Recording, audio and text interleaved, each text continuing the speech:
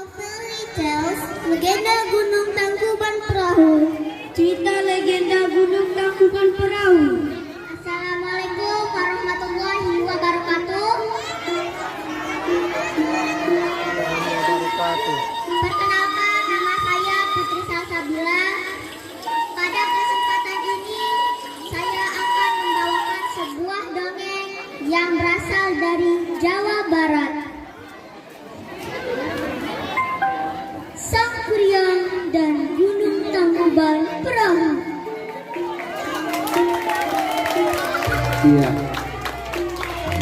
Anak kita ini baru duduk di kelas 3, Bapak Ibu. Di sebuah kerajaan makmur bernama Parahyangan, hiduplah seorang putri cantik bernama Dayang Sumbi.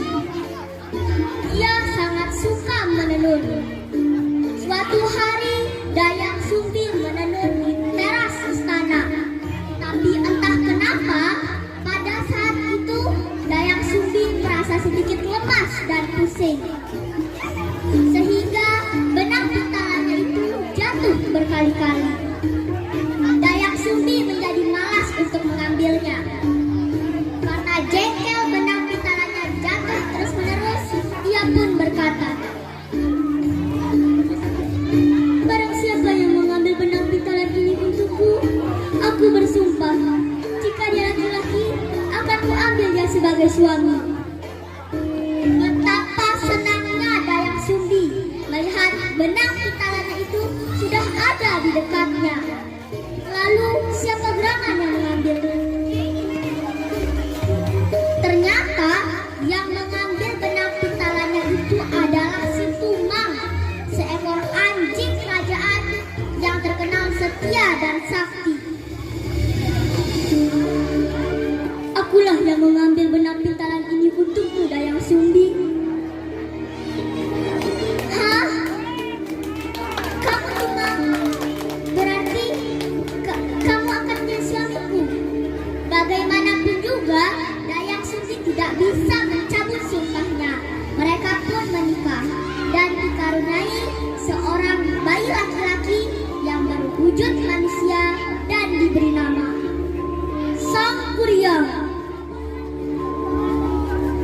Tumang pun berpesan kepada Dayang Sumbi agar tidak mengatakan kepada Sang Kuryang bahwa ia adalah ayah kandungnya.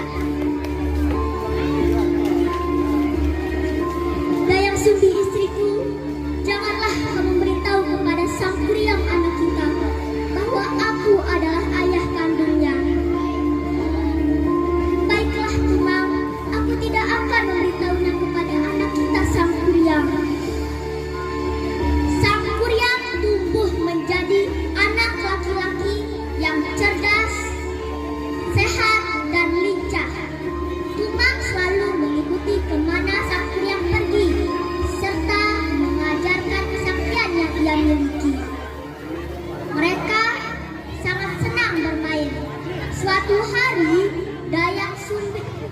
hari Sang Kuryang dan Tumang bermain di taman kerajaan. "Ayo Tumang, ayo cepat kejar aku." "Ya Sang Kuryang, aku akan mengejarmu."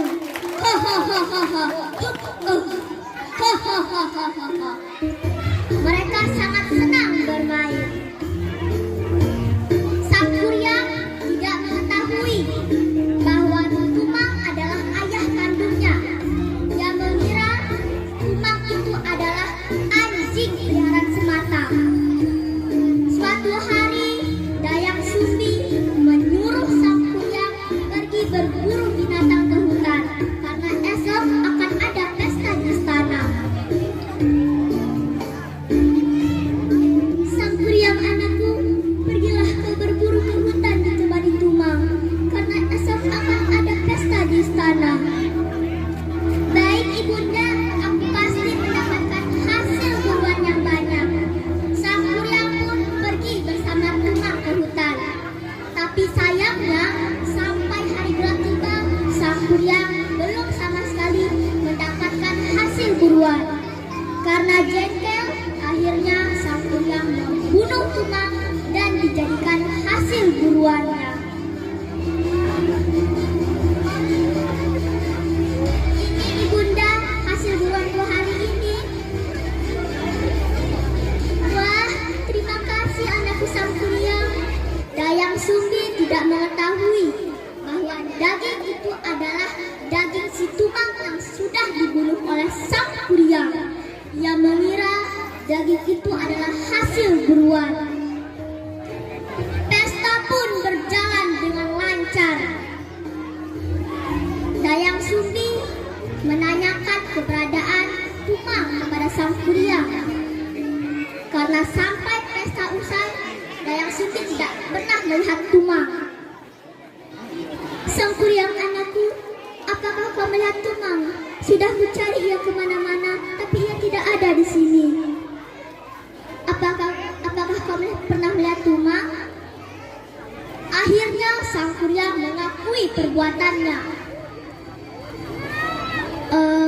Itu ibunda, aku sudah membunuh Tumang dan kujadikan hasil buruanku kemarin. Dayang Sumbi tidak bisa menahan emosinya. Dia pun memukul kuning Sang Kuryang hingga menghancurkan darah. Apa? Kenapa kau tega melakukan itu, Sang Kuryang? Sang Kuryang tidak menerima perlakuan ibunya.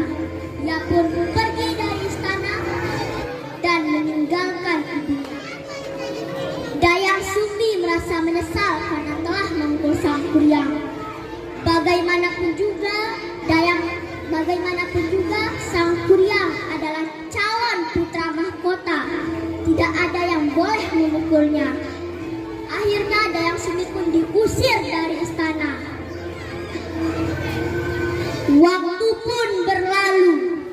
Sang Kuryang tumbuh menjadi anak pemuda laki-laki yang tampan, sakti dan disegani. Suatu hari saat Sang Kuryang sedang berburu di hutan, alangkah terkejutnya ia bertemu dengan seorang gadis cantik di hutan. Ia tidak mengetahui bahwa gadis cantik itu adalah Dayang Sumbi, ibunya. Begitu pula sebaliknya. Dayang Sumbi tidak mengetahui bahwa pemuda tampan itu adalah Sang Kuryang, anak kandungnya. Siapa gadis itu? Dia sangat cantik rupawan. Siapa pemuda tampan itu? Dia sangat tampan. Tanpa berpikir panjang, Sang Kuryang akhirnya melamar Dayang Sumbi. Dayang Sumbi pun menerimanya. Baiklah wahai pemuda tampan, aku bersedia menjadi istrimu, wahai pemuda tampan. Sebelum acara pernikahan mereka, Dayang Sumbi menemukan bekas luka di kening Sang Kuryang yang sama seperti anaknya dulu. Ya Tuhan, ternyata dia anakku. Luka di keningnya sama seperti anakku dulu. Dia memang anakku. Dayang Sumbi berusaha mencari akal untuk menggagalkan pernikahannya dengan Sang Kuryang. Sang Kuryang, kamu bisa menikahiku, tapi dengan beberapa syarat. Apa gerangan permintaanmu, wahai gadis cantik? Kamu lihat bukit itu? Aku ingin bukit itu diubah menjadi bendungan. Dan ada satu perahu yang sangat besar untuk aku menyeberanginya. Semua itu sudah selesai sebelum fajar menyingsing. Sang Kuryang mengundang semua makhluk halus dan jin untuk membantunya.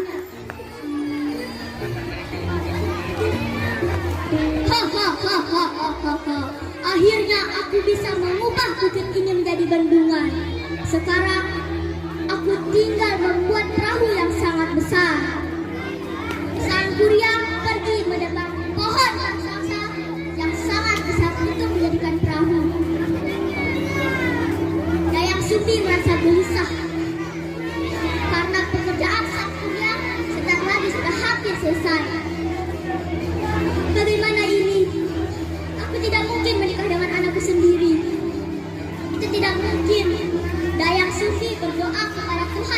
khusyuk. Ya Tuhan, tolong aku ya Tuhan. Aku tidak mungkin menikah dengan anakku sendiri. Itu tidak mungkin. Tolong aku ya Tuhan. Percepatlah fajar datang agar semua makhluk dan jin pergi meninggalkan sang kuryang. Keajaiban pun tiba.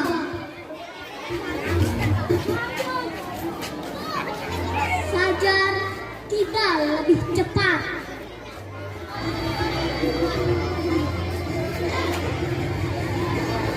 Apa? Sudah pagi? Tidak mungkin. Aku telah ditipu. Sang kuryang pergi mendatangi Dayang Sumbi. Siapa kamu sebenarnya? Kamu telah menipuku.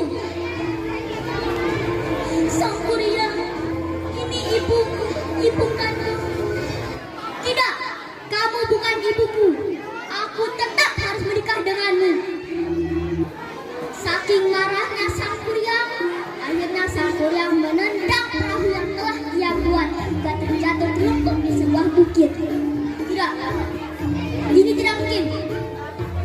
Ini tidak mungkin. Ini tidak mungkin terjadi. Ini tidak mungkin. Tidak.